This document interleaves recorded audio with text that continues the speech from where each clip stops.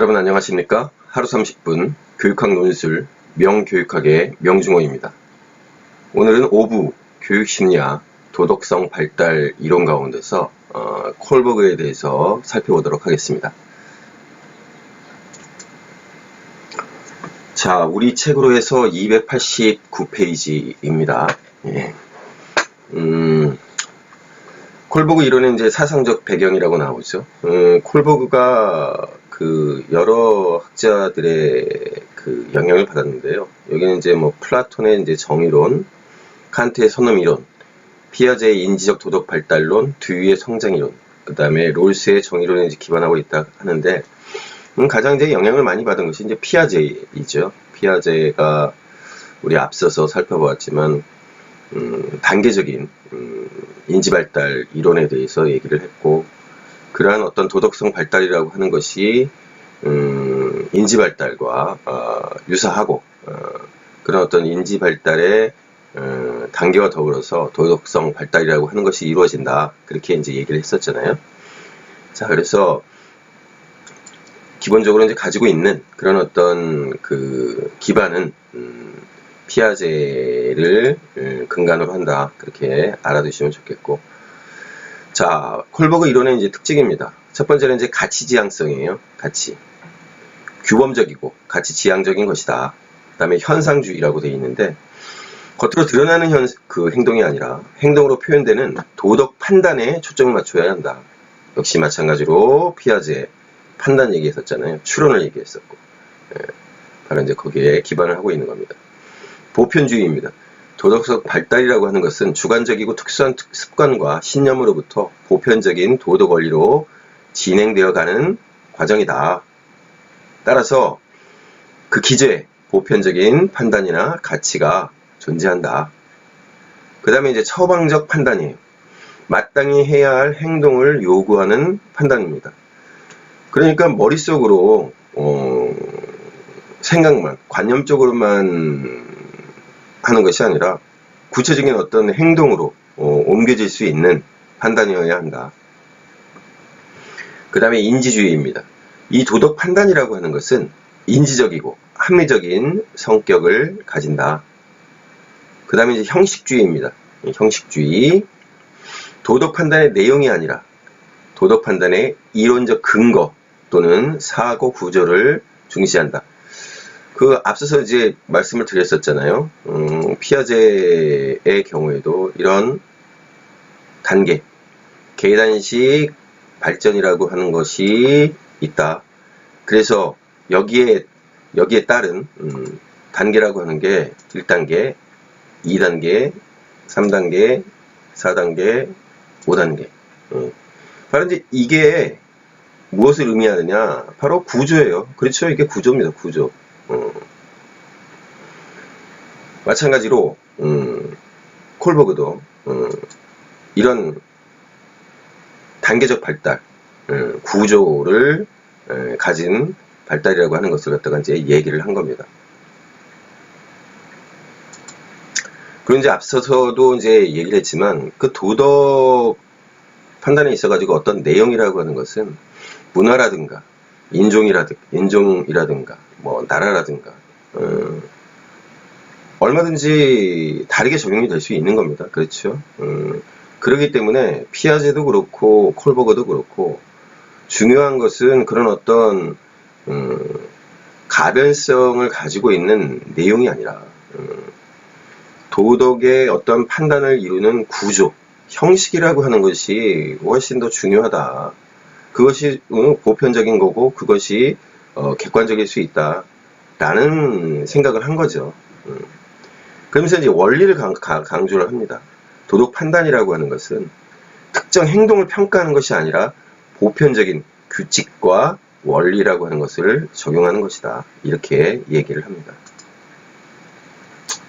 자, 그 다음에 이제 구성주의예요. 도덕 판단이라고 하는 것은 사회적 상호작용을 기초로 한 인간의 구성물이다. 정의라고 하는 것은 최상의 도덕 원리이고 최고의 덕목이다. 그래서 이제 플라톤이 얘기하는 정의론이라든가 굉장히 이제 많은 어떤 논쟁을 갖다가 서로 야기하고 했었는데, 그 롤스의 그 사람이 쓴 저스티스라고 하는 그 정의론이라고 하는 것을 받아들였죠. 롤스라고 하는 사람하고 콜버그라고 하는 사람하고 상당히 뭐 격하지는 않았지만 논쟁을 많이 했어요. 양측 간에. 근데 이제 서로 존중을 했죠. 여러분들이 이제 롤스의 그 정의론이라고 하는 책이 우리나라에 이제 번역되어 있는 것을 보면 이제 깜짝 놀랐는데, 책이 어마어마하게 두껍습니다. 책이 굉장히 두껍고, 야, 이런 책을 갖다가 어떻게 이렇게 썼을까 싶을 정도. 그리고 이제 그 안에서 다루는 내용도 굉장히 다양하고 그렇습니다. 그래서 뭐 이런 말씀을 드리면은 그렇지만은 진짜 선수들끼리는 알아보는 거죠. 대가들끼리는 서로 알아보는 겁니다. 서로의 문제점에 대해서 이제 지적을 하고, 그렇지만 그런 어떤 이론이라든가 이런 것들을 갖다가 이제 끌어나가는 그 심오하고 체계적인 어떤 그런 부분에 있어가지고 콜버그도 롤스라고 하는 사람을 갖다가 이제 존중을 했고, 롤스라고 하는 사람도 콜버그라고 하는 사람을 갖다가 존중을 했어요. 제가 볼 때도 둘 다 이제 천재적인 사람들이고, 그리고 제가 보니까 인품들이 굉장히 좋으신 분들인 것 같아요. 후학들도 많고, 다른 후학들도 많고, 또 그 아래서 이렇게 또 다른 어떤 이론들, 이런 것들을 갖다가 만들어낸 학자들이 굉장히 많이 이제 쏟아져 나오고, 그리고 공부도 굉장히 열심히 하고, 두 분 다. 어쨌든 그렇습니다. 그래서 이제 이 정의라고 하는 것이 궁극적으로 콜버그의 어떤 그 방향성을 갖다가 이제 의미를 하죠. 그 다음에 이제 세 번째 도덕 판단과 이제 도덕성이에요. 앞서서 이제 이 도덕 판단에 대해서 언급을 했지만, 도덕 판단이라고 하는 게 뭔지를 갖다 한번 보도록 하죠. 사회적 선과 악에 대한 가치 규정이다. 사실 판단이 아니라 가치 판단이다. 개인적 판단이 아닌 사회적 판단이다. 호불호의 판단이 아닌 당위와 권리, 의무와 관련된 규범적 판단이다. 이렇게 얘기를 합니다. 왜 이제 사회적 판단이냐? 아까 나왔잖아요. 구성주의라고 하는 것이 기본적으로 가지고 있는 게 이제 상호작용성입니다. 그렇죠. 그런 어떤 상호작용을 통해서 내부에 갖춰져 있는 구성되어 있는 그 형식, 구조를 통해서 이제 학습이 이루어지고, 그러고 나서 이제 발전을 해 나가는 거잖아요. 이제 바로 이제 그런 측면에 있어서 사회적 판단이라고 하는 거예요. 내가 이제 구성을 해내긴 하지만, 그것은 외부에 있는 환경, 그것이 이제 부모님이 됐든 친구가 됐든 선생님이 됐든 상호작용을 통해서 만들어지는 것이 바로 구성이 되는 것이 또 다른 인지이고 또 다른 이제 도덕성인 겁니다. 그런 측면에서 사회적 판단이 돼요. 자, 그렇다면 이제 도덕성이라고 하는 건 뭐냐? 도덕적 갈등 사태를 해결하는 도덕적 추론 능력이다. 추론이에요. 앞서서 피아제도 얘기했어. 추론, 판단, 이해, 해석, 이런 겁니다. 도덕성이란 정의의 원리를 바탕으로 합리적으로 추론하고 추론의 결과에 입각해서 행동하는 능력이다. 그래서 도덕성을 인지적이고 합리적인 것으로 규정을 했습니다. 자, 그렇다면 정의라고 하는 것을 갖다가 이제 강조를 하는데, 그러면 이제 정의라고 하는 것은 또 어떤 의미인가? 호혜적인 것이다. 상호작용성인 거예요. 그렇죠? 권리와 의무의 배분에 있어 공정성을 본질로 한다. 모든 덕의 이상형이고 모든 덕을 산출하는 형식적 원리이며 보편적이고 궁극적인 최상의 덕이다. 플라톤이 하는 얘기하고 똑같습니다. 그죠? 플라톤이 얘기하는 거하고 똑같아요. 정의의 원리는 도덕의 원리이고 인간의 평등성, 관계의 호혜성, 인간 존중의 원리를 의미합니다. 그래서 그 콜버그가 얘기하는 도덕성 발달의 어떤 특징을 갖다가 한번 살펴보도록 할게요. 도덕성 발달이란 정의에 관한 이해를 달리하는 3수준, 6단계의 단계들을 통한 이동을 의미한다. 도덕성 발달 단계는 위계화되어 있다. 피아제하고 똑같은 얘기입니다. 보편적이고 불변적인 계열을 이룬다. 도덕성은 낮은 단계로부터 높은 단계로 상향 발달하고 단계의 비약, 단계의 생략, 단계의 퇴행은 불가능하다. 피아제의 이론을 그대로 받아들인 겁니다. 도덕성 발달은 분화와 통합을 통해 이루어진다. 보다 높은 단계는 더 안정적이고 평형화되어 있고 문제에 직면했을 때 더 많은 요소들을 조직적이고 체계적으로 고려할 수 있게 된다. 도덕성 발달 단계들은 각각 하나의 완성된 구조, 도덕적 논리를 갖춘 구조화된 사고 체계 또는 추론의 양식이다. 단계들이 아까 말씀드렸잖아요. 1단계, 2단계, 3단계, 4단계 그런 것들이 하나의 이제 어쨌든 완성된 구조예요.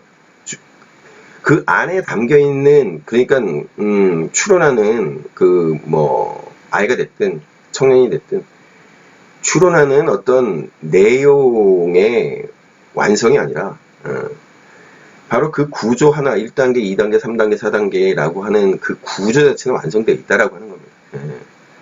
그 수준에서, 그 단계에서 보일 수 있는 완성된 어떤 구조라고 하는 거예요. 그 내용이 완성되어 있다라고 하는 의미가 아닙니다. 자, 각각의 도덕성 발달 단계는 하나의 관점이 되고 높은 단계일수록 더욱 도덕적이고 최고의 단계는 도덕적 이상을 뜻한다. 아까 이제 3수준 6단계 얘기했잖아요. 바로 이제 6단계가 바로 이 도덕적 이상을 뜻하는 겁니다. 보통 사람들은 이제 가서 도달할 수 없는 단계죠. 그래서 이제 비판을 좀 많이 받는 부분도 이제 그 부분이에요. 그렇게 보통 사람들이 가서 닿을 수 없는 도덕성, 도덕적 판단의 어떤 단계라고 하는 것을 상정하는 게 그게 현실적이냐, 이제 그런 비판이죠. 그래서 이제 콜버그가 이제 실험을 통해서 자기 자신의 어떤 이론이라고 하는 것을 갖다 이제 증명을 해내려고 하죠. 저는 이제 이런 어떤 실험이라고 하는 것이 굉장히 중요하다고 생각을 해요. 피아제도 그렇고, 콜버그 같은 경우에도 그렇고, 훌륭한 학자들이 있어서 중요한 특징이라고 하는 것은 바로 이러한 실험들을 하는 겁니다. 실제로 이제 가상이 됐든 현실에서 보여줄 수 있든 이런 실험을 통해서 자기 자신들의 이론의 문제점을 찾아내고 또 이론의 어떤 공고화를 꾀하고 이런 것들이 이제 굉장히 중요하죠. 그러니까 이제 존경을 받고 존중을 받는 겁니다. 이런 학자들이. 자, 콜버그는 10세, 13세, 16세의 백인 중산층 소년들을 대상으로 도덕적 딜레마의 해결을 요구하는 다양한 질문들을 제시하는 방법으로 피아제의 도덕적 발달 이론을 정교화했다. 이제 요 분도 이제 비판을 받는 겁니다. 왜 하필이면 백일 중산층 소년들이냐? 왜 다양한 실험 대상들을 갖다가 가지고 왜 실험을 하지 않았느냐? 그런 식의 이제 비판을 충분히 받을 수가 있는데. 콜버그가 자기 자신의 이 이론을 본격적으로 이제 제시하기 시작하는 것이 1960년대에서 70년대 그 넘어오는 그 단계예요. 여러분들이 이제 아실지 모르겠지만 미국이라고 하는 나라에서 1960년대, 70년대는 이제 흑인 인권 운동이 막 이렇게 그 폭발하던 시절이었고. 반전 운동의 그런 어떤 열풍이라고 하는 게 지속이 되고 있는 그런 상황이었고 그래서 여러분들이 지금과 같은 어떤 상황 속에서 그 상상하는 그런 미국이 아닙니다. 여전히 그 흑백에 있어가지고 차별이라고 하는 게 암암리에 이제 존재를 했었고 그러다 보니까 그 실험 대상을 갖다가 이렇게 그 선정하려고 하는 것들이 그렇게 용이하지 않았어요. 사실 이제 그런 측면들을 좀 감안을 해야 됩니다. 우리가 그때 당시에 왜 왜 콜버그는 그렇게 했느냐라고 비판을 해버리면, 그분들 같은 경우에 다 돌아가신 분들이지만, 제가 지금 말씀드리는 그런 어떤 항변을 했을 거예요. 상황이 그렇다 보니 우리들이 선택할 수 있는 실험 대상이라고 하는 게 한정될 수밖에 없었다. 또 이제 그런 얘기들 할 거예요. 미안하게 생각한다. 그런 부분에 있어서 두 분 다 이제 굉장히 겸손한 분들이기 때문에 미안하게 생각한다. 지금이라면 다르게 좀 더 다양한 어떤 인종이라든지 성이라든지 이런 것들을 갖다 감안해가지고 했을 텐데 그때 당시는 했다. 미안하게 생각했다. 아마 그럴 겁니다. 예. 자, 그래서 어떻게 이제 실험을 했느냐면 이제 딜레마, 이 도덕적 딜레마에 이제 직면하게 해가지고 하는 건데 각각의 딜레마는 피험자들로 하여금 규칙이나 법 혹은 권위 있는 성인의 명령에 복종할 것인가 아니면 그러한 규칙이나 법 혹은 명령에 상충하는 다른 것에 따를 것인가에 대한 태기를 요구하는 거예요. 그래서 콜버그 같은 경우에 피험자들의 반응을 분석하는 데 있어서 그들의 결정 내용보다는 그러한 결정의 기저를 이루는 이론적 근거, 사고 구조, 즉 결정 내용을 정당화하는 이유에 더 많은 관심을 기울이고 추론, 그죠? 판단, 해석, 이해. 어떻게 이해하고 있느냐? 네가 그렇게 이해하고 있는 근거가 뭐냐? 이런 것들을 갖다가 이제 물은 거죠. 그래서 이제 대표적인 게 뭐냐면 이 하인즈의 딜레마입니다. 뭐 여러 책에 많이 나와요. 이 하인즈 딜레마 같은 요 내용들이 여러 책에서 이제 언급이 되는데 또 다른 것들이 굉장히 많습니다. 이 하인즈 딜레마 이외에도 여기 이 하인즈 딜레마 이후에 이런 어떤 판단, 추론과 관련되어 있는 일종의 여기 나오죠. 탐색 질문들이 굉장히 많이 이제 쏟아져 나오게 되죠.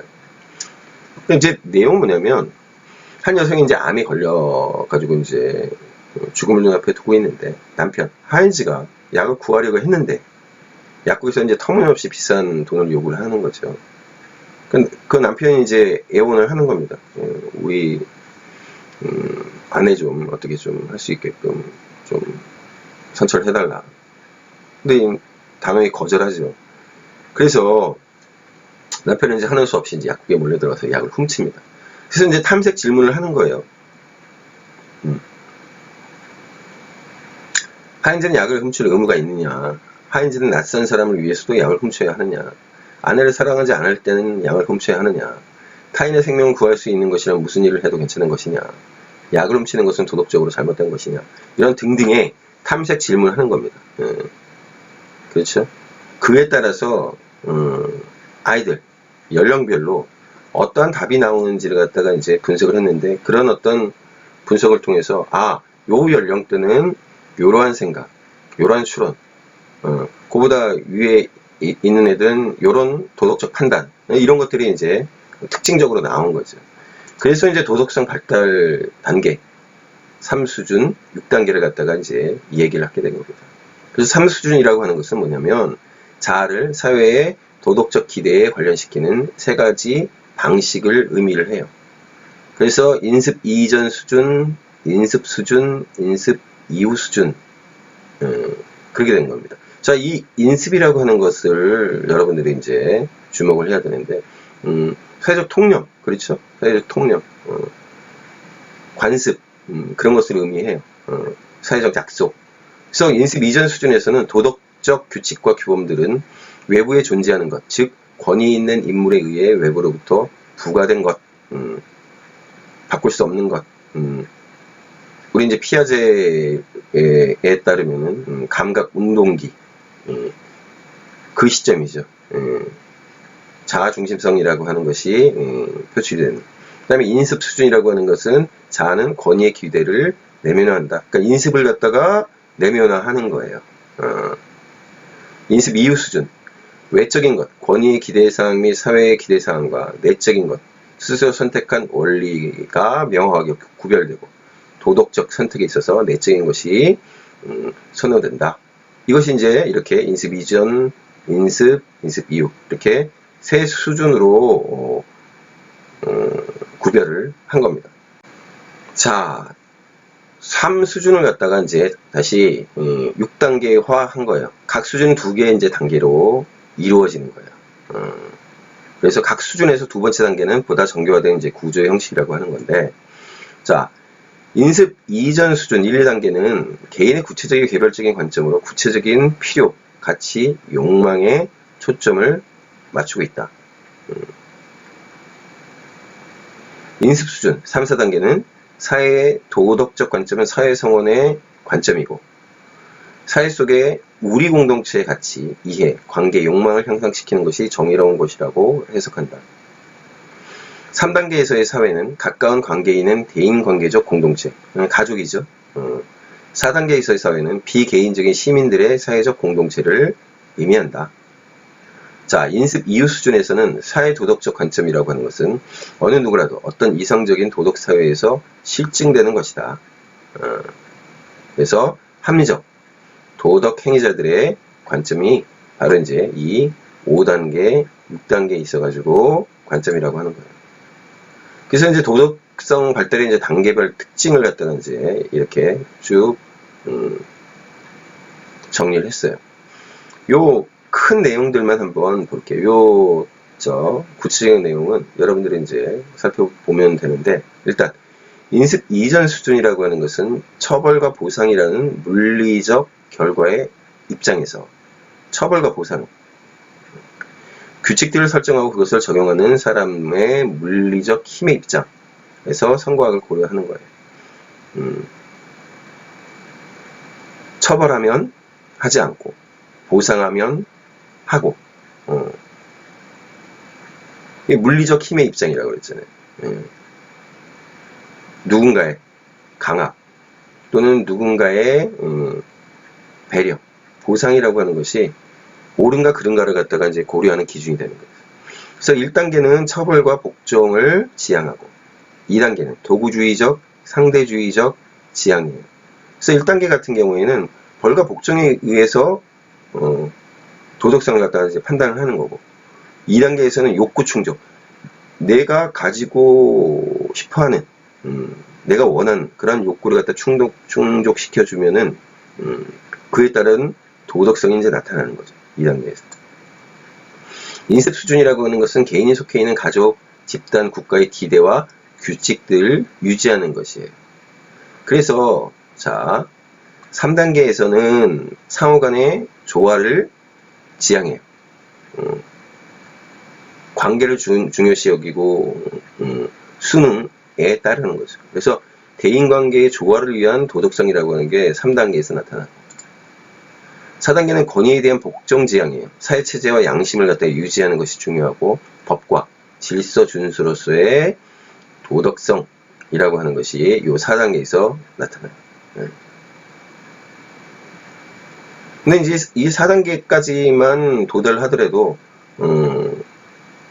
꽤 높은 수준일 수 있어요. 법과 질서 준수라고 하는. 그래서 뒤에 보겠지만 현실적으로 4단계라고 하는 것이 일반 사람들이 도달 가능한 목표가 아니겠느냐, 그렇게 이제 수정을 합니다. 콜버그가 뒤에 이제 정의공동체라고 하는 그 부분에 가서 이 사람이 이제 도덕 딜레마라고 하는 어떤 그 탐색 질문들과 관련되어 있는 그런 어떤 연구에서 진일보에서 이제 정의공동체로 넘어가는데, 그래서 이제 정의공동체를 제시할 때 현실적으로 가능한 어떤 목표로서는 이 4단계를 갖다가 이제 얘기를 하게 돼요. 자, 그 다음에 인습 이후 수준, 원리 수준이에요. 보편적 타당성 및 적용성을 지니는 자율적 도덕 원리들에 대한 신념. 이게 이제 인습 이후 수준인 거죠. 그래서 5단계는 사회계약 지향, 권리우선과 사회계약 또는 유용성, 사회계약 정신으로서의 도덕성이에요. 4단계 같은 경우에는 법과 질서라고 하는 것이 내가 만든 것이긴 하지만, 그렇죠. 우리가 이제 투표를 하고 그런 어떤 대표자를 통해서 법을 만들고 규칙을 만들고, 그러니까 나를 대리해가지고 그런 것들을 만들기 때문에 내가 만들었다라고도 얘기를 할 수 있지만, 보다 이제, 높은 차원의 어떤, 그런 것은 바로 이제 이런 계약이에요. 원천적인 어떤 계약이라고 하는 것을 갖다가, 실현할 수 있는, 그러니까 법과 질서라고 하는 것보다 훨씬 더 높은 단계라고요. 이게 훨씬 더 높은 단계. 그래서 이 사회계약 정신으로서의 도덕성. 6단계는 보편적 윤리적 원리를 지향하는 겁니다. 그래서 보편적 도덕 원리에 대한 확신으로서의 도덕성으로 이제 최종 단계에 이르는 거죠. 그래서 요걸 갖다가 이제 한번 보면 이런 겁니다. 상황에 따른 이제 도덕성 발달. 1단계에서는 이제 벌을 회피하려고 하고, 2단계에서는 보상을 기대하고요. 그 다음에 3단계에서는 착한 아이를 지향하는 겁니다. 수는 관계라고 아까 말씀드렸잖아요. 그렇죠? 4단계에서는 사회 질서를 지키려고 하는 겁니다.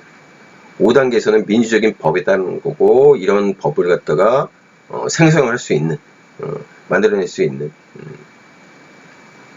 그래서 6단계에서는 양심에 따르는 겁니다. 그래서 이런 것과 관련해 가지고 하인즈 딜레마를 갖다가 적용을 하면 어떠한 구체적인 내용들인지는 여기 이제 설명이 되어 있으니까 오늘 여러분들이 한번 읽어보시기 바랍니다. 이렇게까지 이제 구체적으로 나오지는 않을 테니까요. 교육학 연술에서는. 자, 그러면서 콜버그 같은 경우에는 제가 이제 앞서도 말씀드렸지만 훌륭한 학자라고 하는 게 이제 이런 부분일 거예요. 콜버그 같은 경우에는 후학들을 많이 양성을 해냈고, 그러면서 본인도 지속적으로 자기 자신이 처음에 내놨던 어떤 이론이나 이런 것들을 갖다가 수정하고, 또 자기 후학과의 어떤 협업을 통해서 새로운 어떤 이론들을 갖다가 계속해서 만들어냅니다. 제시를 해요. 그것이 바로 이제 이 콜버그 캔디 모형의 이제 대표적인 도덕 판단과 행위와의 관계에 대해서 이제 또 다른 어떤 이론적인 틀을 갖다가 이제 제시를 한 거죠.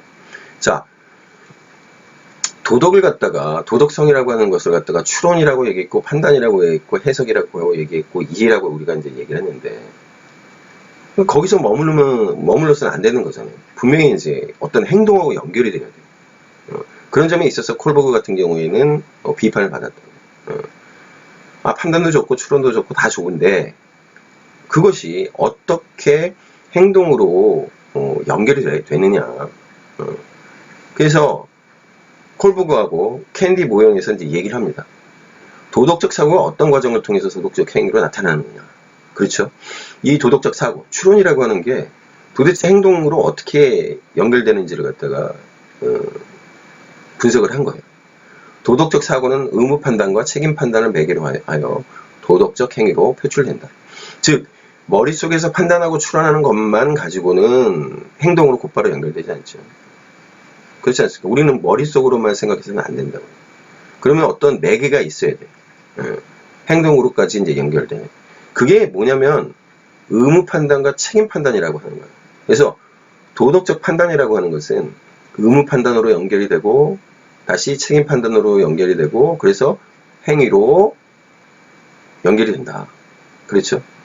자, 어떤 일이 벌어졌어요. 내 눈앞에서. 그러면 사람들이 그거에 대해서 옳으냐 선과 악, 그렇죠? 옳으냐 그르냐를 갖다가 분명히 판단을 한다고요. 그러면 그거에 대해서 내가 의무가 있느냐, 내가 그거에 대해서 개입을 해서 뭔가를 갖다가 해야 되는 의무가 있느냐 없느냐를 갖다가 판단하겠죠. 나는 이 상황에 대해서 개입을 해야 되겠어. 누군가가 싸워요. 선악을 판단해요. 내가 개입을 해서 이 사람들의 싸움을 말려야 되겠다. 말릴 의무가 있다. 그러면 거기에 따른 후속적인 행동이 나오겠죠. 또 하나는 뭐냐면 책임 판단이에요. 책임. 내가 그렇게 의무가 있다. 그래서 내가 개입을 해야 된다라고 생각을 하는데 그것으로 인해서 나타나게 될 나의 책임이 부과가 된다면 멈칫할 수도 있고요. 그래, 내가 이거 끝까지 책임지겠어. 그러면 적극적으로 개입을 하겠죠. 그러면서 이제 행동이 나오는 겁니다. 손으로 뜯어 말리든, 경찰을 부르든, 어떤 행동이라고 하는 것이 이어지겠죠. 바로 이제 그겁니다. 그래서 의무 판단이란 문제에 직면하여 무엇이 도덕적으로 옳고 무엇을 해야 할지를 판단하는 거예요.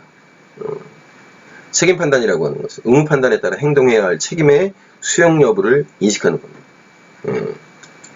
곧바로 판단이나 추론이라고 하는 것이 행동으로 연결되는 것이 아니라 그 중간 단계라고 하는 것을 갖다가 이렇게 제시를 한 거죠. 비판을 받았기 때문에 콜버그가 야, 판단이라고 하는 게 곧바로 행동으로 이어지니? 라고 하는. 그래서 이런 이제 네 가지 심리적 과정, 그렇죠?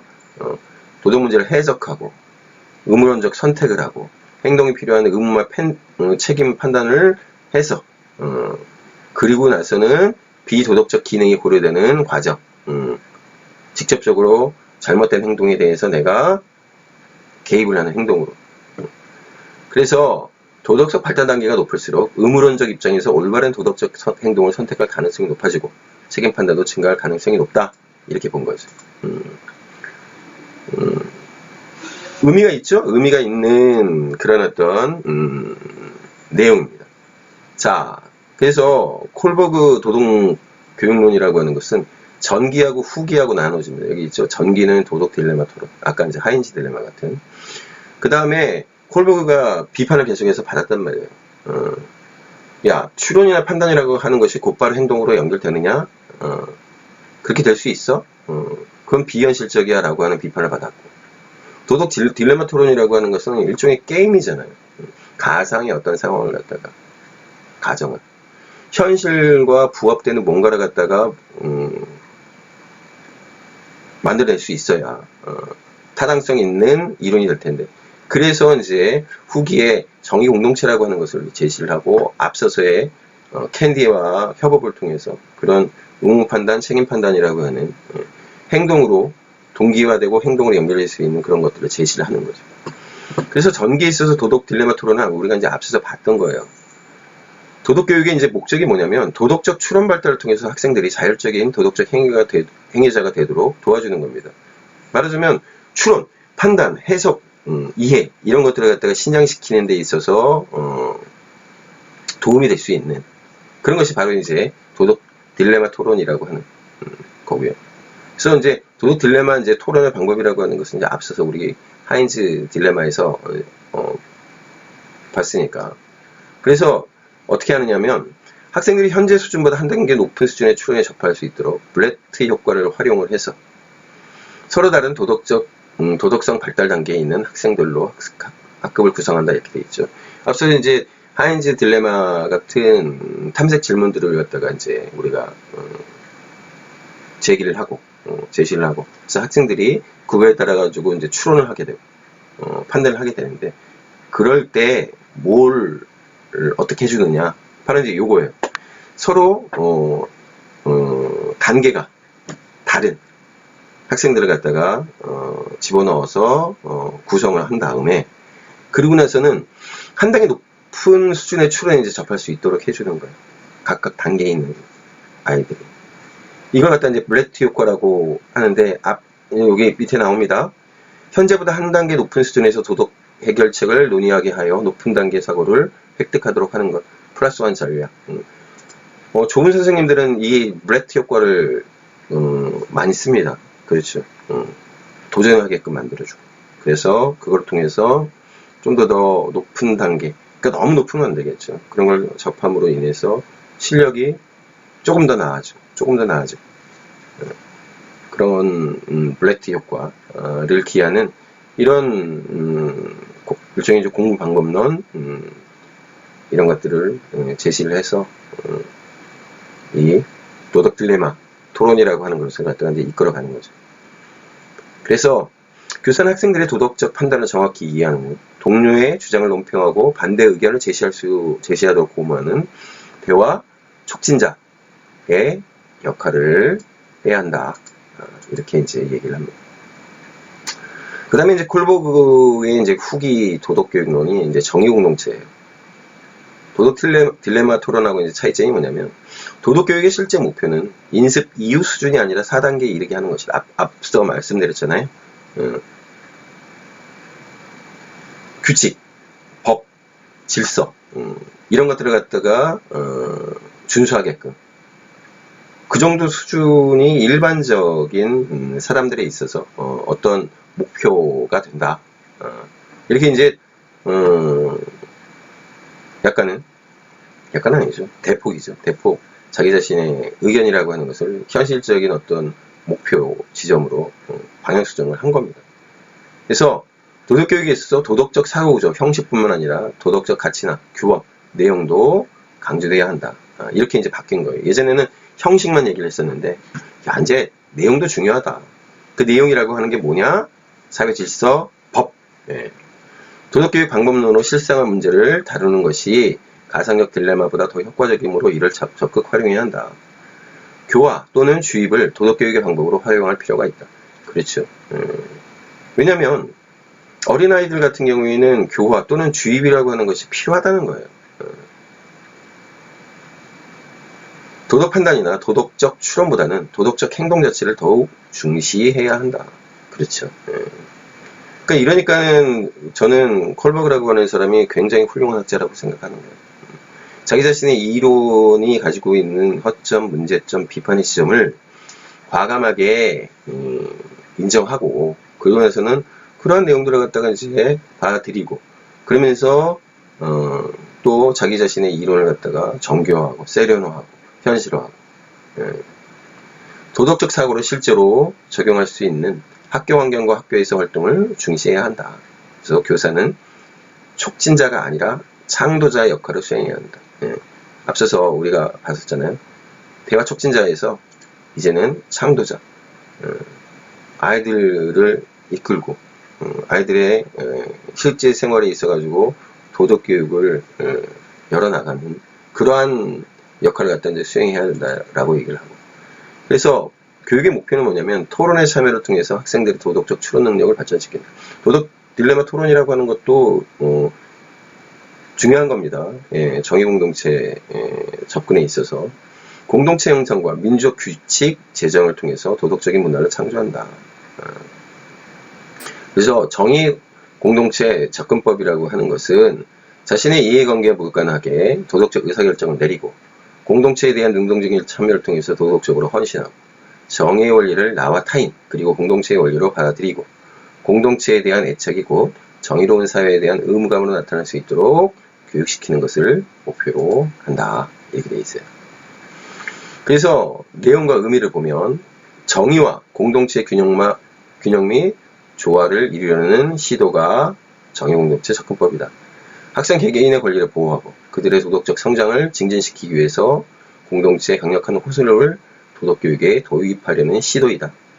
도덕 딜레마 토론과 의사소통을 포함하면서도 사회적 참여와 역할 채택의 경험을 통해서 도덕적 발달을 자극하고 촉진하도록 한다. 개인의 도덕적 능력의 발전은 물론 공동체 차원에서의 토론과 민족 의사결정 그리고 도덕적 동기화와 행동화를 도모한다. 직접 행동으로 옮겨야 된다고 하는 거예요. 그래서 잠재적 교육과정에 대해서 이제 얘기를 합니다. 잠재적 교육과정의 의도적 설정 문제에 이제 집중이 되는 거죠. 이 잠재적 교육과정 결국은 알게 모르게 아이들한테 영향을 미치는 도덕적으로 그러한 측면에 있어서 잠재적 교육과정에 이제 관심을 가진 겁니다. 민주주의라고 하는 것을 잠재적 교육과정의 성격으로 이제 규정을 하는 거예요. 민주주의를 잠재적 교육과정의 성격으로 규정한 것은 도덕 철학적인 면에서 민주주의가 학생의 자율적 존중을 의미하기 때문이다. 그래서 민주주의라고 하는 것을 강조를 하는 겁니다. 삶의 문제와 그 해결책에 관한 민주적인 토론 과정, 동등성을 기반으로 하는 민주주의, 민주적 가치를 가르치는 효과적인 방법은 민주주의를 실제로 행하도록 해주는 것이다. 그러면서 민주주의는 학생들이 규칙을 더 잘 지키도록 만든다. 민주주의의 얘기가 나오죠. 그래서 현실적인 입장에서 콜버그 같은 경우에는 정의공동체라고 하는 것이 바로 민주사회, 민주주의라고 하는 것을 이끌어 나가는 거기에 동참하고 그걸 통해서 행동으로 옮기는 그러한 측면이 중요하다라고 이제 강조를 하였습니다.